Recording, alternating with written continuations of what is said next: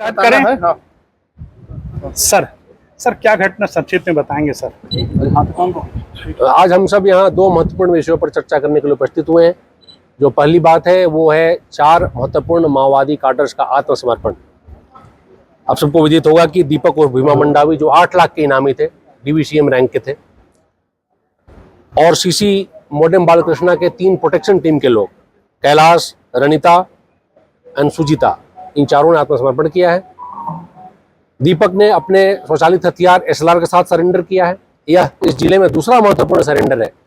कुछ दिन पहले इंसास के साथ एक माओवादी ने आत्मसमर्पण किया था और अभी SLR के साथ ही साथ रनिता ने अपने सिंगल शॉट जो राइफल है उसके साथ आत्मसमर्पण किया है। यह बहुत ही इंकरेजिंग साइन है कि माओवादी हथियार के साथ आत्मसमर्पण कर रहे हैं। टोटल कुल 19 लाख रुपया इन चारों के ऊपर है शासन द्वारा स्वीकृत जो इनाम है। सर ये किन परिस्थितियों में इन्होंने आत्मसमर्पण किया है, आप लोगों की तरफ से क्या प्रयास हुआ इसके लिए? हमारे द्वारा सुरक्षा बलों के द्वारा लगातार प्रयास किया जा रहा है। बस्तर से लेकर गरियाबंद तक माओवादी मारे जा रहे हैं। ये जो समर्पण हुआ है उसके लिए आपने क्या प्रयास किया है सर? हम सब लोग प्रयासरत रहते हैं कि जितने भी युवा और युवती हैं जो भटक कर इस राह पर चल रहे हैं वो मूल धारा में वापस आएं।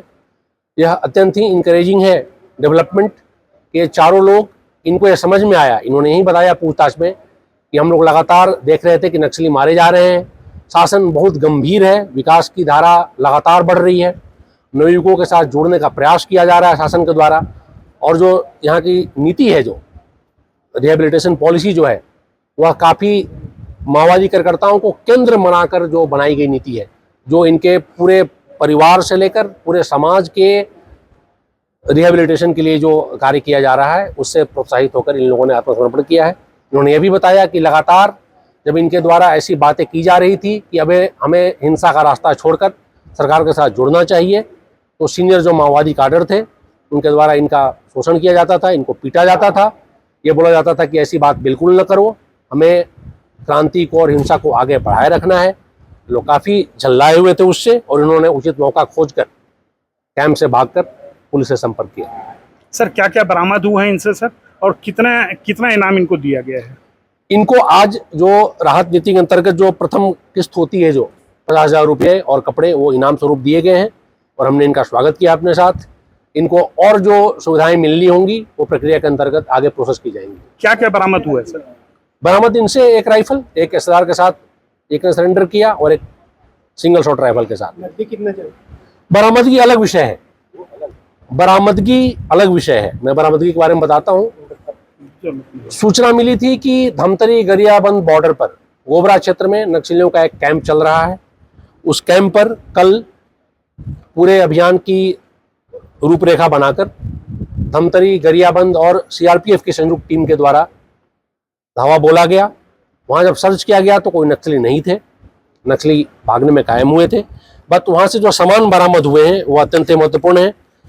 सामान आपके लेफ्ट साइड में डिस्प्ले है। मैं आपको ये बताना चाहूँगा कि कुल 16.5 लाख रुपया अलग अलग डिनोमिनेशंस के BGL लॉन्चर, विभिन्न तरह के हथियारों के कारतूस, उनके खाली कारतूस, भारी मात्रा में जो कोडेक्स वायर होता है, साथ ही साथ जिलेटिन रॉड्स जो होते हैं जिनका इस्तेमाल विस्फोट करने के लिए किया जाता है, वो बरामद हुए हैं। इसमें हम आगे की विवेचना कर रहे हैं। एक लैपटॉप भी आप देख सकते हैं वो बरामद हुआ है, जो उसी डब में पड़ा हुआ था। सर इन पर कितने के इनाम थे? इनामी नक्सलियों के बारे में बात करें तो टोटल 19 लाख का इनाम, दीपक पर 8 लाख का, कैलाश पर 5 लाख का, रनिता पर 5 लाख का और सुजीता पर 1 लाख का। सर इनके खुलासे से और भी नक्सलियों को पकड़े जाने की संभावना? जी, इन्होंने महत्वपूर्ण खुलासा दिया। इन्होंने ये बताया है कि जो माओवादियों के साथ युवा वर्ग चल रहा है वह दुखी है, फ्रस्ट्रेटेड है, वो केवल डर के मारे साथ में चल रहा है। उनको अगर मौका मिले तो वो कुल मिला के वो बंदूक के नोक पर कैंपों में रोके गए, नहीं तो कोई भी बस्तर का, छत्तीसगढ़ का नवयुवक या नवयुवती माओवाद के रास्ते पर नहीं चलना चाह रहा है। इनकी बातों से प्रेरित होकर SP साहब को मैं धन्यवाद देना चाहूँगा। इन्होंने बहुत जल्दी ही एक बहुत अच्छा वीडियो भी बनाया है। उन्हीं लोगों ने सलाह दिया कि आपकी अपील और मजबूत तरीके से अंदर पहुँचे, आप पंपलेट बंटवाओ, वीडियो बताओ, ताकि हम लोग और ज़्यादा संख्या में माओवाद का रास्ता छोड़कर शासन के साथ आ सकें। वो भी रिलीज किया जाएगा आपको थोड़ी देर में, जो वीडियो प्रेजेंटेशन उन्होंने बनाया है। अपील करते हुए साथ ही साथ जो पैम्पलेट्स हैं वो आपको एसपी साहब के द्वारा रिलीज सर मार्च 26 तक के नक्सलियों के खात्मे की जो बात थी उसको लेकर के कितनी बड़ी सफलता मानते हैं?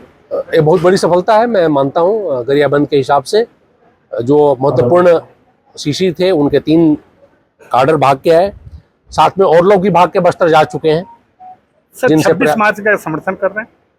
हम सब लोग प्रेरित हैं, हम सब लोगों के ऊपर शासन का पूरा मार्गदर्शन है और पूरे मेहनत से लगे हुए हैं। मुझे कोई उसमें संशय नहीं लगता कि जो डेडलाइन है वो पूरा नहीं है। और कुछ